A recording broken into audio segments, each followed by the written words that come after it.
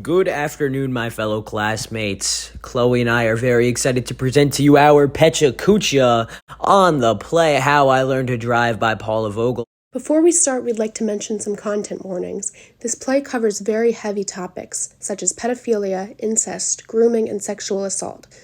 If any of these topics are sensitive to you, please don't be afraid to step out of this presentation, as all of these will be covered in the play. Without further ado, let's begin. The setting of this play takes place in rural Beltsville, Maryland, which is about 7 miles north of the border with Virginia. While the protagonist Lil Bit does travel, the setting stays relatively consistent throughout the play, which stretches from 1962 to 1979. Parking lots, the family home, school, and of course Peck's car are just a few of the places in Beltsville. Our story revolves around Lil Bit, a young woman who grows from adolescent to young adult, and Peck, her alcoholic uncle by marriage. Other characters such as Mother, Aunt Mary, Grandmother, Grandfather, and various other partners of Lil Bit are played by 3 Greek choruses labeled as male, female, and teenage.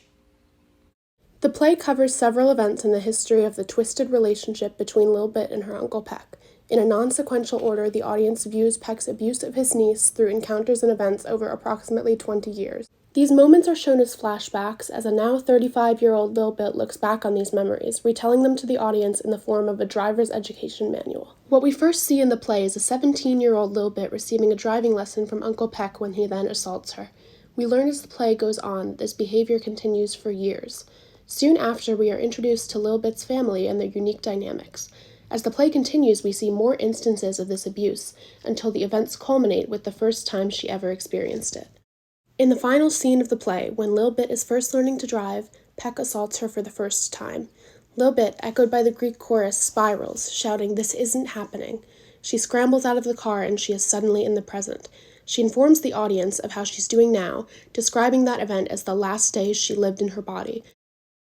Because the play is a little bit recalling her trauma, the events are out of order. The timeline is like a puzzle. 1962 is when her first road trip with Peck was, followed by her agreeing to meet up with him weekly if he stays sober in 64, then her being photographed by him in 65, then being harassed in school by other students the same time. Then after she passes her driver's test, she's treated to drinks by her uncle. Then she goes away to college where her uncle delivers her disturbing letters counting down the days till her 18th birthday. She then meets him in a motel, calls off their relationship, which eventually leads to Peck's spiral into his suicide. Many years later, when the narration takes place, we join Lil Bit as she drives away from her past. Paula Vogel, the playwright, uses a unique form of storytelling to convey the plot to the audience. She formats the story around a driving manual, matching each instance of abuse to a topic or method of driving. Additionally, the memories being out of order follows the process of how real people remember their past, since memories are rarely chronological. The way that Paula Vogel wrote this induces realism. Writing contributes to the striking realism of the play. Although the events are disturbing, the play covers events that happen often but are not often spoken about. Grooming and sexual abuse are common issues, and How I Learned to Drive was one of the first widely known plays to cover these topics. Seeing it through the eyes of the victim was also a groundbreaking, shockingly realistic experience. This play was a disturbing and sickening read, but it is an essential one, as it was one of the first plays to go in-depth into a story of incestual abuse. It's difficult to get through because of the subject matter, but it was a poignant and powerful piece of theater. Seeing Lil Bit go through what she went through makes the reader feel as powerless as she does, no matter how much we wish we could stop it. My biggest issue reading the play was the chronology of events. It was hard for me to keep track of when certain events were happening, because the script did not always explicitly state when each scene occurred. Some scenes were over a decade apart, and not clearly knowing the age that Lil Bit was in each scene takes away from the reader's full understanding of the scenes. This play made me want to throw up while I was reading it. The detail that the opening monologue went into made it near impossible to not be immersed in the story. I was brought almost to tremors. I definitely felt the urge to punch Uncle Peck, the child abuser, at more than one point, which is a testament to the vivid world creating done by Paula Vogel in this story. However, some issues I had came from the nonlinear structure and Greek choruses. I had a hard time visualizing what the chorus would look like on stage, and only after I was done reading did I realize that each Greek chorus was played by one person. Additionally, it was hard to follow Lil Bit as her age jumped around throughout. Paula Vogel was born on November 16, 1951 in Washington, D.C. Her parents divorced when she was 11, and she lived with her mother and older brother Carl, who served as a father figure to her until he died of AIDS. She enrolled and dropped out of Bryn Mawr College in Pennsylvania, but then she finished her college career at the Catholic University of America and went to graduate school at Cornell.